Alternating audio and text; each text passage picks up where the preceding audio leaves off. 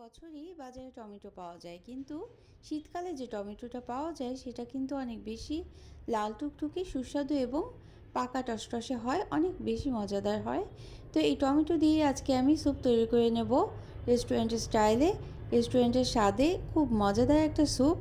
আশা করছি ভালো লাগবে এবং খুব হেলদি আর সুস্বাদু এই স্যুপটা বিকালের নাস্তায় কিংবা রাতের ডিনারে একেবারেই জমে যাবে।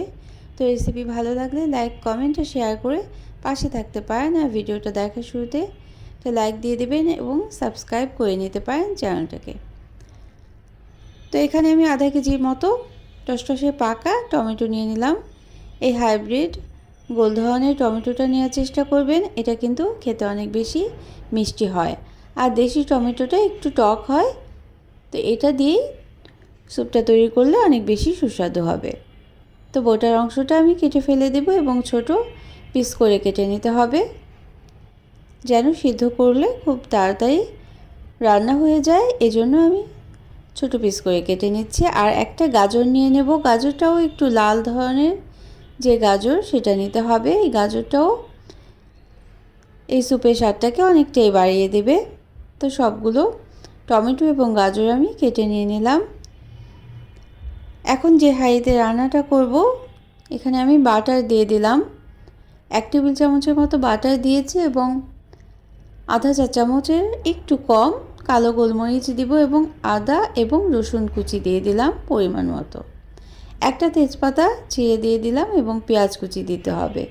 তো আমি 1 টেবিল চামচ সাদা তেলও দিয়েছিলাম, যেহেতু বাটারটা একটু বেশি ঘন থাকে এই জন্য বাটার এবং তেল দিয়ে আমি রান্নাটা শুরু করছি। তো কিছুটা সময় নেড়ে ভেজে নিতে হবে, একটা সুন্দর ঘ্রাণ ছড়িয়ে পড়বে। খুব বেশি লাল করে ভাজার দরকার নেই। একটু নরম হওয়ার পরে আমরা টমেটো এবং গাজরটা দিয়ে দেব।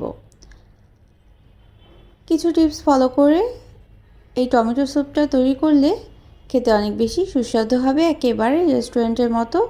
রেস্টুরেন্টে কিন্তু আমরা অনেক চড়া দামে এই স্যুপটা খেয়ে থাকি। তো বাসায় যদি এত মজাদার স্যুপ তৈরি করে নেওয়া যায়, তাহলে কিন্তু রেস্টুরেন্টে যাওয়ার আর দরকারই হয় না। তো এই বিষয়টা কিন্তু খেয়াল রাখতে হবে যে এই টমেটো এবং গাজরটা এই মশলা এবং তেল বা বাটারের মধ্যে ভেজে নিতে হবে প্রথমে। তাহলে কি হবে, টমেটো এবং গাজরের যে কাঁচা একটা গন্ধ থাকে সেটা কিন্তু চলে যাবে। তারপর 2 কাপ পরিমাণ পানি দিয়ে দেব। প্রায় 8 থেকে 10 মিনিট কিন্তু আমি ভেজে নিয়েছিলাম। ভেজে নেওয়ার পর 2 কাপ পরিমাণ পানি দিয়ে 10 মিনিট রান্না করে নেব। এখানে 1 চা চামচ পরিমাণ কাশ্মীরি লাল মরিচের গুঁড়ো দিয়ে দিলাম।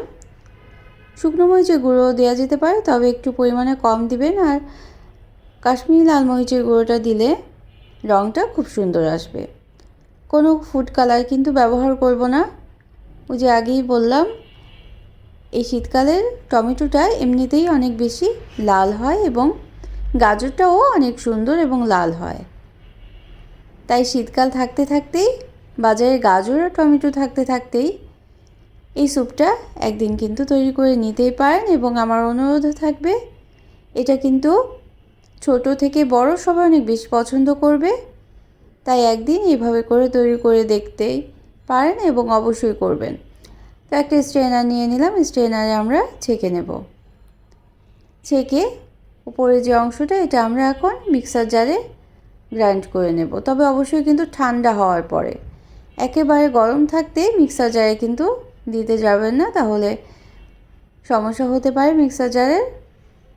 তো তরলটা আমরা আলাদা করে নিলাম। এই তরলটা আমরা এখন যে হাঁড়িতে স্যুপটা তৈরি করব সেটার মধ্যে দিয়ে দিলাম। আর মিক্সার জারে অল্প অল্প করে দিয়ে আধা কাপ পরিমাণ পানি দিয়ে বা পরিমাণ মতো পানি দিয়ে একটা মিক্স করে পেস্ট তৈরি করে নেব।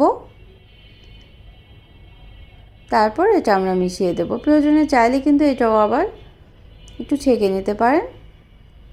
তো আমার খুব মিহি পেস্ট হয়েছে, এই জন্য আর দরকার হয়নি। তো দেখলেন তো কত সহজ রেসিপিতে তৈরি করে নেওয়া গেল আজকের এই মজাদার টমেটো স্যুপটা। ছোট থেকে বড় সবাই অনেক বেশি পছন্দ করবে। তো চাইলে কিন্তু ব্রেড দিয়ে খেয়ে নিতে পারেন, সার্ভ করতে পারেন। ব্রেড বাটার দিয়ে ভেজে সেটা সার্ভ করে নিতে পারেন এই টমেটো স্যুপের সাথে। তো এই পর্যায়ে এসে 1 টেবিল চামচের একটু বেশি বা 2 টেবিল চামচ পরিমাণ আমি চিনি দিয়েছি এবং লবণটাও পরিমাণ মতো দিয়ে দিয়েছি। তো এখানে অরিগানো পাতা দিলাম 2-3টা, এর পরিবর্তে বেসিল পাতা কিন্তু অবশ্যই দিয়ে দিতে পারেন। তো 2 থেকে 3 মিনিট রান্না করে নেওয়ার পরে আমরা সার্ভ করে নেব। তো চিনি এবং লবণের পরিমাণটাই এখানে এই সময়ে দেখে নিতে হবে। তো সার্ভ করে নিচ্ছি।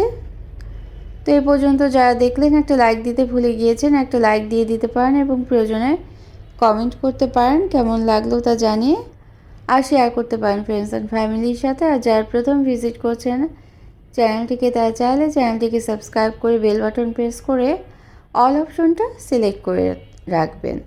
তাহলে কি হবে, নোটিফিকেশন পেয়ে পরবর্তী রেসিপিগুলো দেখে নিতে পারবেন। তো এই পর্যায়ে আমি ফ্রেশ ক্রিম দিয়ে দিলাম 2 থেকে 3 টেবিল চামচের মতো। এটা আমি ঘরে তৈরি করে নিয়েছি। দুধের সর ঘন করে জাল করে একটা মিক্সার জারে সামান্য দুধ দিয়ে গ্রাইন্ড করে নিলেই কিন্তু ফ্রেশ ক্রিমটা তৈরি হয়ে যায়। তো এটা দিয়ে পরিবেশন করে নিলাম আমার আজকের টমেটো স্যুপ। তো কেমন লাগলো অবশ্যই জানাবেন।